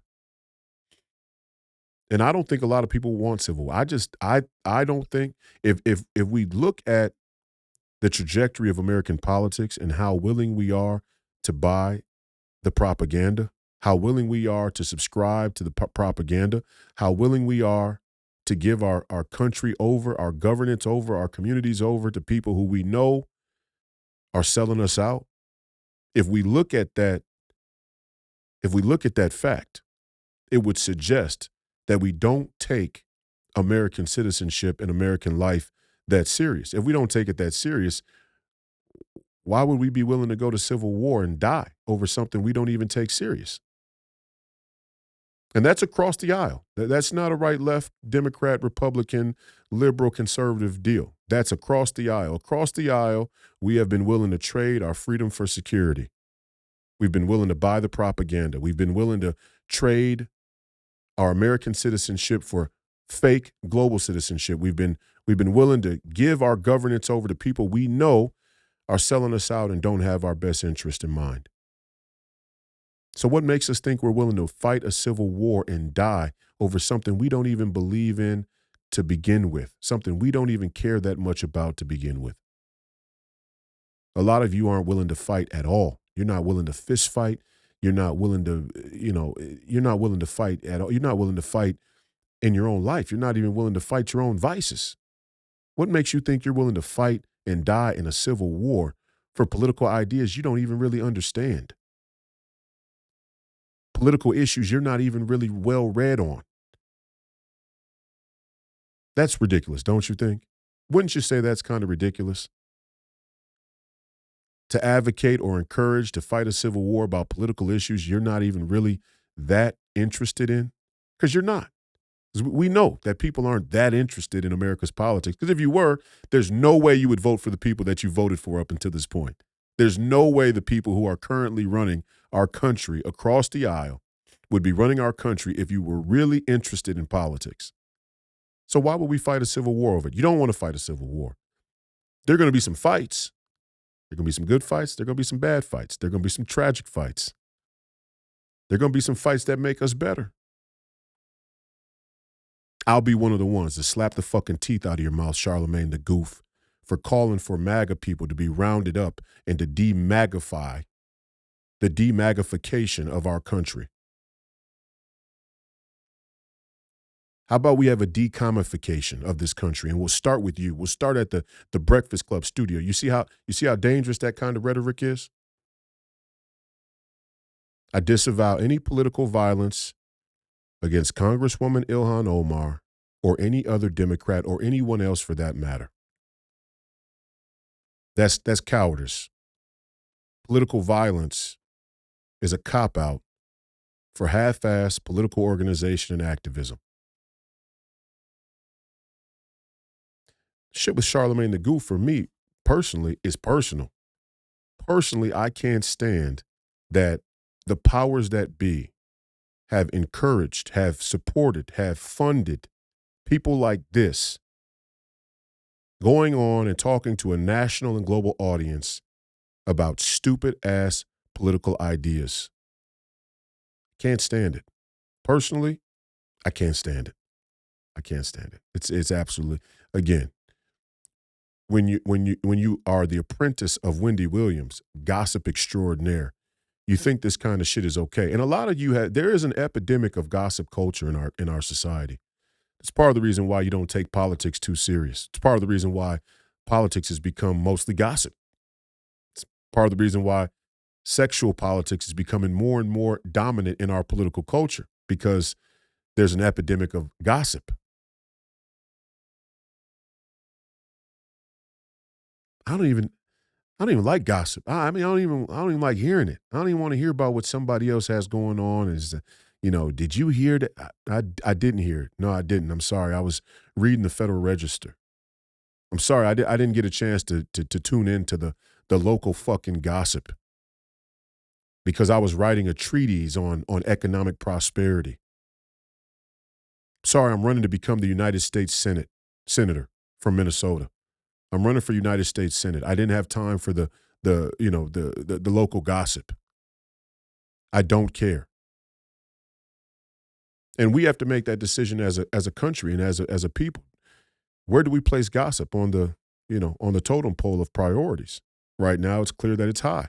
That's why a lot of women who are 18 to 35 and even into their 40s now, I'm seeing a lot of women who are 18 to 40, even older, are obsessed with gossip on social media. That's how the Shade Room is one of the most followed and influential social media accounts on the entire internet. I mean, even the name, the Shade Room. Shade is like a synonym for the tea, the gossip, the Shade Room. It's like, why are so many of you people following this shit? Why are you so interested in the negative gossip about other people's lives? Is it because it makes you feel better about your own? fucked up life? Is it because it makes you feel better about your own fucked up ways? Real people with sacred honor do not think that way. I have no interest in seeing or hearing about somebody else's downfall or the negative things happening in their life, whether it's them personally, financially, romantically, sexually, health-wise, whatever the case may be. I have no interest whatsoever in hearing about what, somebody else's downfall. That's the real epidemic. Maybe that's why we like gossip so much, is because if we hear negative things about other people's lives, it makes us feel better about ourselves. That's probably it. That's probably it. Or we just use it as a form of entertainment and distraction, so we don't have to get our own life together in order. So we don't have to bring order to our own reality. We can live in the chaos and dysfunction of everybody else. I don't know, but there is an epidemic of gossip in American culture. And these people, Charlemagne the Goof, they're the ringleaders. Maybe we should start rounding up people who are, progenitors of radical amounts, copious amounts of gossip. De-gossification of America. That's what we need. We need to de-gossify America. We don't de-magify America. The de-magification, the one movement that's brought more focus on political issues, real important political issues like, I don't know, it's trade, immigration, the way that the Federal Reserve and the monetary system actually works. I don't know. The one political movement, and that's why I'm wearing the hat. You can disagree with President Trump or not, whatever the case may be. The MAGA movement is the one movement in recent American history that's brought a focus for the American people to our politics and let us argue and debate and sort out everything else once we're here. But before, people weren't even involved. People weren't even paying attention. That's how it got this bad, because most people had found some other pastime or hobby or thing to pay attention to that had no fucking importance whatsoever in the grand scheme of things. In the grand scheme of things, it's just unimportant. We had created an empire, which you could rightfully call a house of cards, because we didn't understand the essentials that made the nation strong. We didn't understand the fundamentals that made America great in the first place. And yet we wanted the benefits of America being great. We wanted the convenience. We wanted the wealth. We wanted the technology. We wanted all of the perks that came along with America being the empire. But then we want to revert back to and give control of our government to people who say the empire must fall. And I ask all of you communists now, here tonight, where the fuck are you going exactly? If the only way for the world and humanity to evolve and progress is for America to fall, for the American empire to fall, where exactly do you plan to live in that world, in that reality? Where do you plan on going? Who would Charlemagne the Goof be if America wasn't wealthy enough, if America wasn't prospering enough, not that the working class is getting their fair share, because 70% of American citizens have no real assets or financial assets, but where would Charlemagne the Goof be if America wasn't prosperous enough for people to listen to him on the radio, for people to have enough free time to scroll the fucking internet and come across the dumb shit that he's saying? Where would he be? And see, that's how you know, and I said this before, that color revolutions never end in chaos. They're executed in chaos, color revolutions, but they don't end in chaos. In a revolution, color revolution, a ruler will ascend to the throne. Whether the ruler is one individual or a collective of people who think the same, there will be a ruler that ascends to the throne in the end. It's not going to be perpetual chaos. It's not how it works. What's more likely is that you beg for tyranny. And let me show you the leaders of your future. I want to show you. These are the people who will eventually end up leading, who will end up ascending to the throne. And you just tell me, do these people look sane to you? You just tell me. Because to me, they don't look sane at all. To me, they look insane, radically insane. I mean, obviously insane. But I'll let you decide. Here is a Ohio Attorney General candidate saying that he is going to kill President Trump. Again, political violence. Only this passive-aggressive individual, and he is as psychotic as they come, because the passive-aggressive violent types tend to be a little bit more sadistic, you know, in their thinking. It's because, you know, obviously he's struggling with the fact that he would like to kill Donald Trump. He would like to kill President Trump, but he doesn't have the, you know, let's say the guts to just go and do it himself. So he has to kind of create a consensus, even if it's a corrupt democratic sort of consensus through the courts, lawfare, to kill President Trump. And here he just comes out and explains it. I mean, he says the quiet part out loud. And where are the Democrats that are going to disavow this gentleman today? We know that you guys don't want ICE to carry out a task that's been carried out by presidents from both political parties for the last 35 years, 40 years, 60 years. We know you're against ICE. We got it. There's no such thing as illegal on stolen land. You don't like that ICE is, you know, focusing their efforts on black and brown communities. We got it. We heard you, okay? The deportations will commence. So you can get over it. They will commence. You didn't stop anything. The deportations will commence. All you've done for us is help us identify which Republicans are turncoats, which Republicans are sellouts. That's all you've done for us.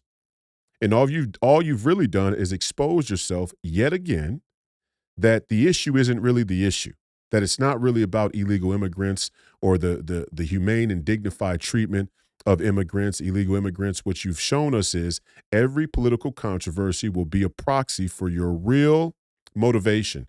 And this, for many of you, is the real motivation. This is Elliot Forehand, candidate for Ohio Attorney General. I want to tell you what I mean when I say that I am going to kill Donald Trump.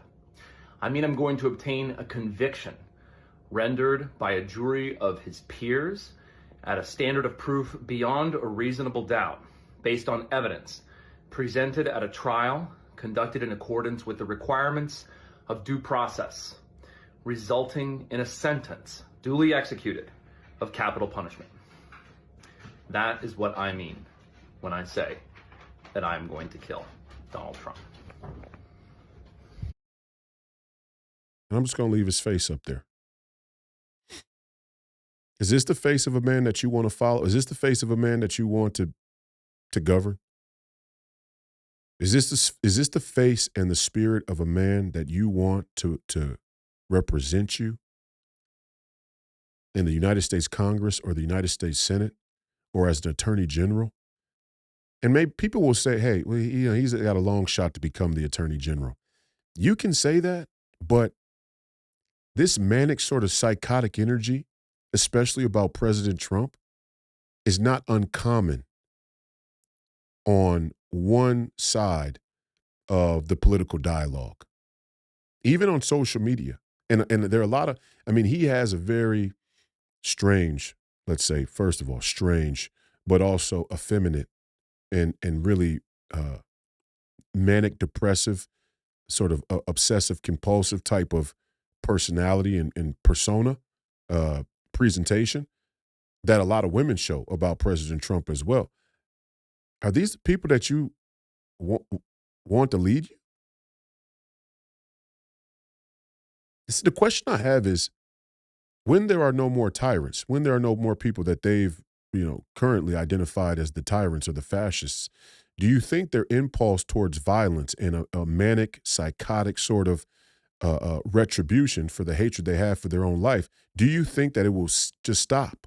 That's the part that the Marxists and the communists don't get.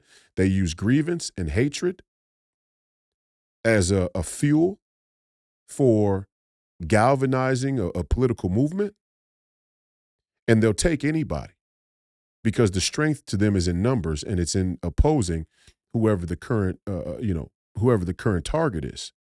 Right now, it's the MAGA movement and President Trump. So, the end justifies the means. They'll take anybody. Doesn't matter who it is. They'll take anybody who will side with them. The enemy of my enemy is my friend. That's the way that they think. It has nothing to do with an honor code or any type of belief or values or morals or ethics. And that's another reason why they trip all over themselves in these political debates, because they can say they don't like the heavy hand of the state or the strong arm of the law, but when they were in power, they were certainly willing to use it. Well, here's another example. This man's openly advocating for lawfare. Not just lawfare, but capital punishment lawfare.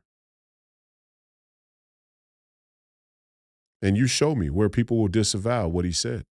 Show me where a Democrat is going to disavow what this gentleman is suggesting in this video. Now, they'll act like he's not important enough to make a comment about it, but I'm asking, when will the Democrat Party disavow? When will the Rachel Maddows of the world, or the Abby, what's her name? When will they disavow this kind of rhetoric? When will they tell these type of people they need to tone down the lawfare rhetoric?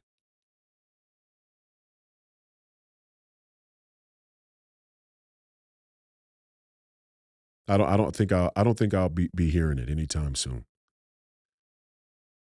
But I am going to warn all of you on the left who are casually on the left, because, being a Marxist revolutionary is like in vogue. It's like cool. It's like, it all goes together. It's like, I'm against the white man. Racism is run amok. It looks cool in pictures if I dress up like a demon, and in the craziest formation of it, if I can carry out some political retribution for the oppressed left, then I'm going to be a secular martyr. Weird. It's weird. You people look really weird. And you wonder why President Trump won. Yeah, it has to do with President Trump, and he spoke some truth that needed to be spoken, and he survived an assassination attempt, and people saw valor in that. And you people went after him so hard, you can't help but kind of root for the guy. And he does handle it with a lot of grace. He's very, very graceful in how he handles it for the most part. I'm telling you, the people who complain that President Trump is this evil and vile and sort of mean individual, he is very, very nice to the mainstream media and his Democrat opponents, and even look at how he treated Mamdani. Showed a lot of grace. Let Mamdani come to the White House. I never would have in 1,000 years. In 1,000 years, Mamdani wouldn't have stepped a single foot, a single toe on the White House grounds in 1,000 years. Not as long as I was president or alive, what wouldn't happen. But he was graceful about it. He was friendly to him for the most part. And he's friendly to a lot of these people in ways that I probably wouldn't be. But I certainly wouldn't call for the capital punishment lawfare or witch hunt kangaroo courts against them. The same way I'm not calling for political violence against Ilhan Omar. It's just not a part of our ethic to ask for these types of things, to even suggest them. It's sort of a letting it slip. It's sort of a Freudian slip of the demonic energy on that side of the aisle. And this dude does have a real satanic sort of, demonic. I mean, it wouldn't surprise me if he was a part of a Satan worshiping club. One, the anxiety and depression never gets better from associating with Satanists. Let's just show me where, and this is another underlying reality, and we're going to wrap up here, but by their own measure, the coalition of identity politics grievance demographics is a mouthful. The people who have grievances on the left, the coalition of people who have organized themselves by identity politics on the left, who have grievances, by their own measure, they have the worst mental health statistics of any other groups of people in the country. by their own statistics, by their own measure, by their own reporting. People like this admit that their mental health status is worse than any other group of people. Most specifically, the LGBTQ community. By and far, the most afflicted with severe mental illness of any other demographic, any other mainstream political demographic. Mainstream, meaning it's a demographic that's often referenced in political dialogue.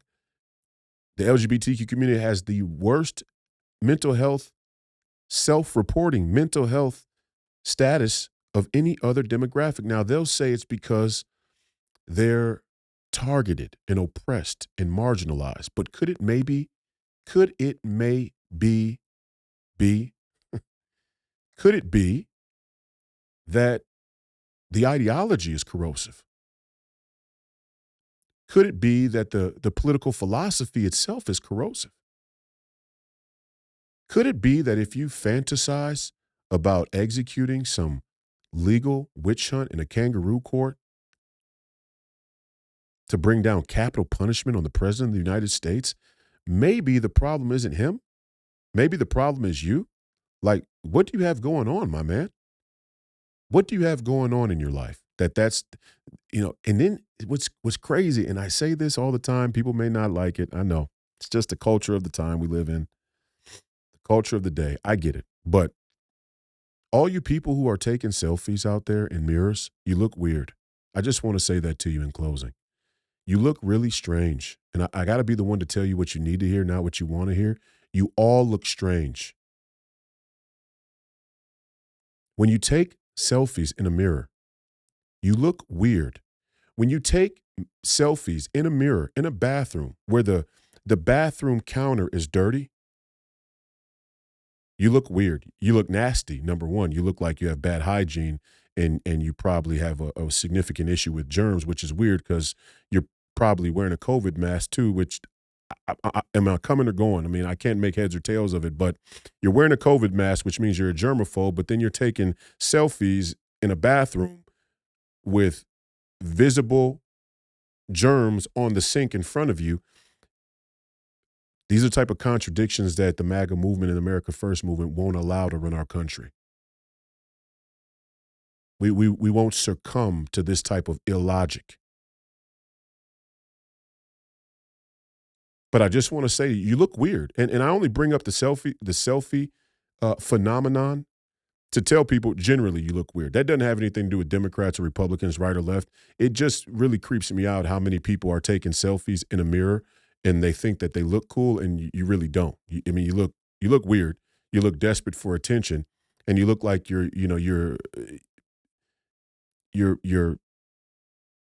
brainwashed into some type of weird global cult, some weird global technological cult. Now take a selfie. Now, I'm not saying don't take a selfie. Let me be very clear here. I'm not saying you can't take a selfie. Stop taking selfies in the mirror. It's weird. And I say that, I bring that up because this guy actually recorded this video of himself, went back and watched it and thought, I'm going to post that. That's a good one. This was great. This guy actually posted this video, watched it back, put subtitles to it, and decided, yeah, I'm going to post that. That's the one. That's the one. That's the ticket. This is going to help me get elected to be the Attorney General of Ohio.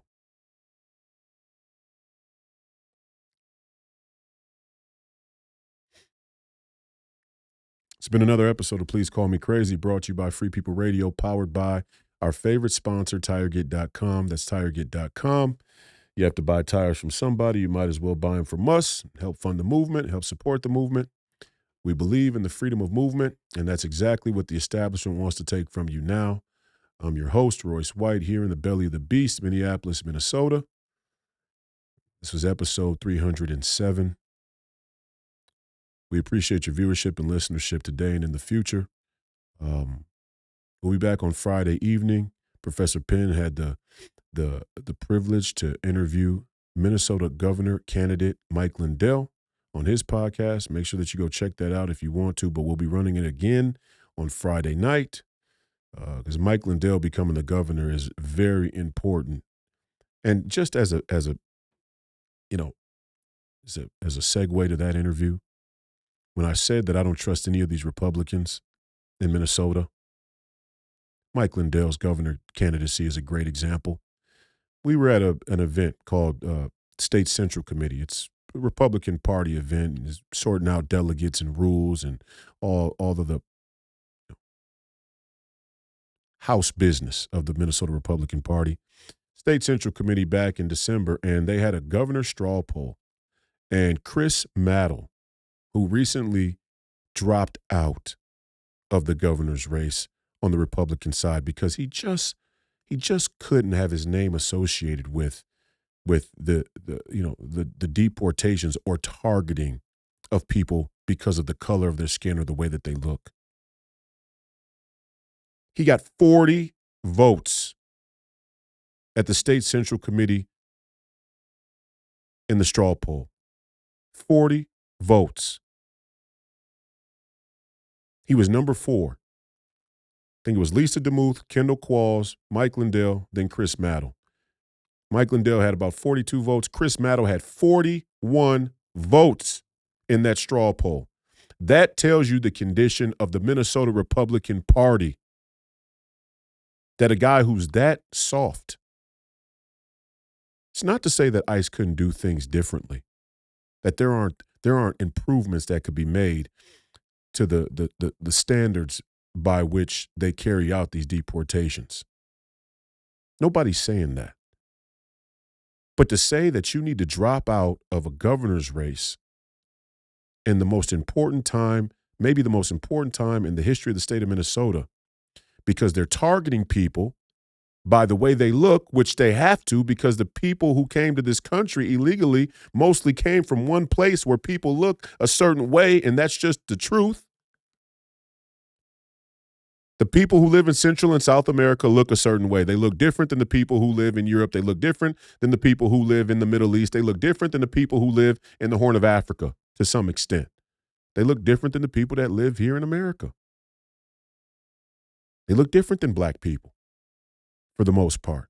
And you tell me that somebody from El Salvador doesn't look different than your average black man in America, you're lying again. So for this guy to drop out is a real indictment of his moral fiber.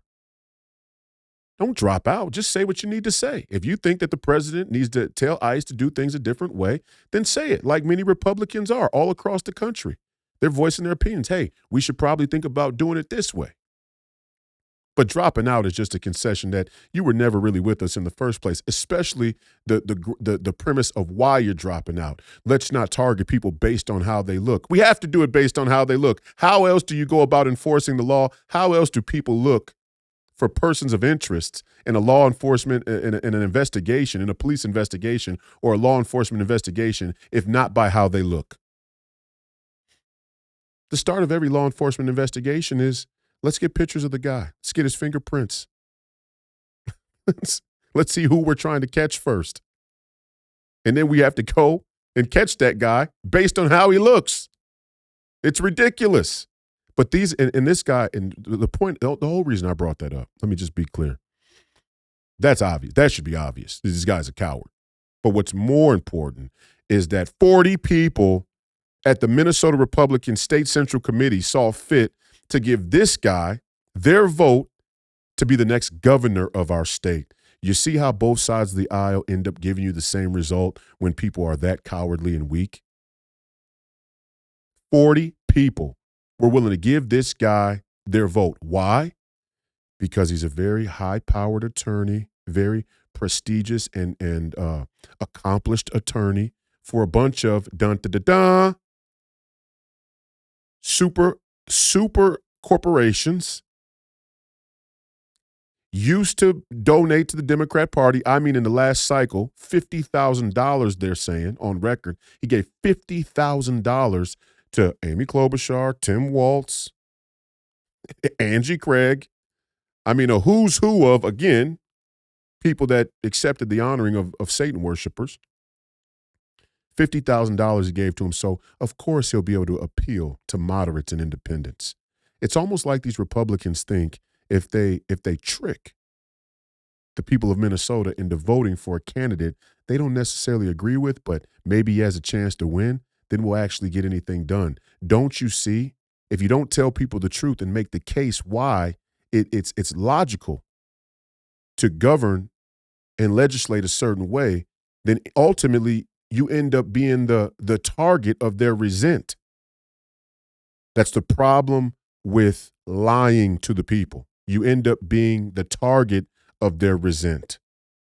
And right now there is a critical, and I say critical because we're right on the edge. There is a critical resent towards the American government.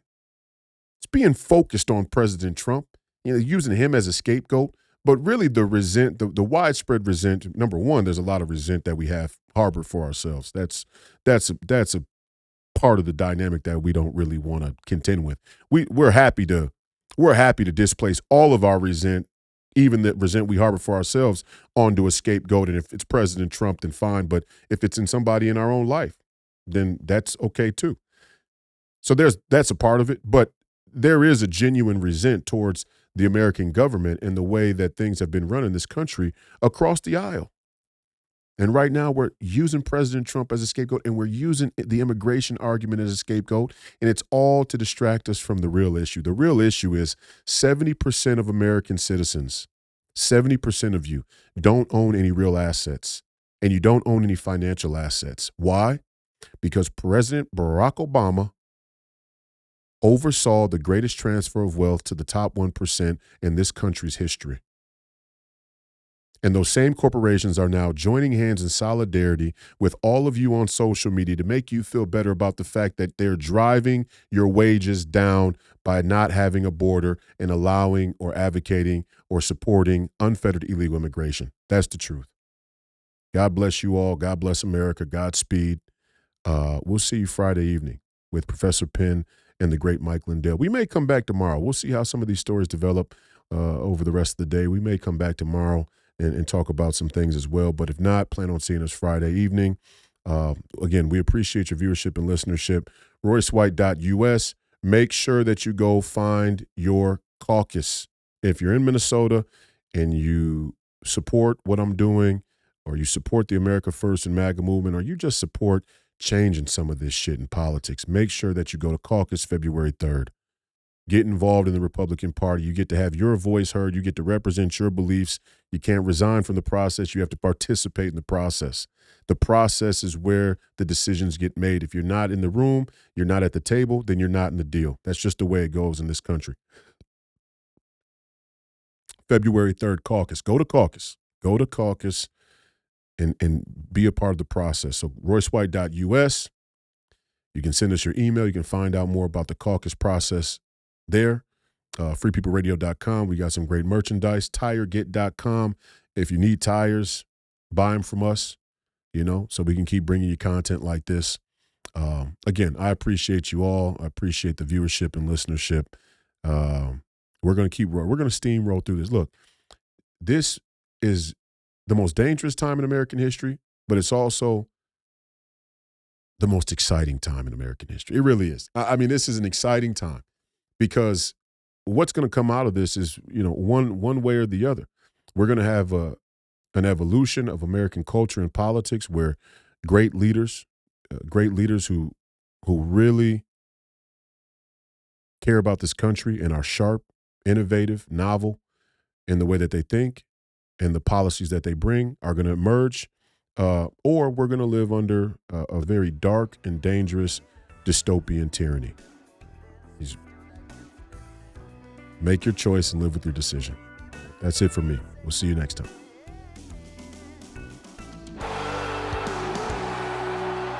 Everything's up on the bar. We're all in.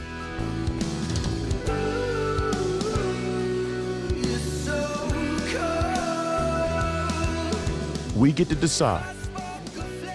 Do you want to live on your knees, or do you want to die on your feet fighting? That's the decision you get to make now.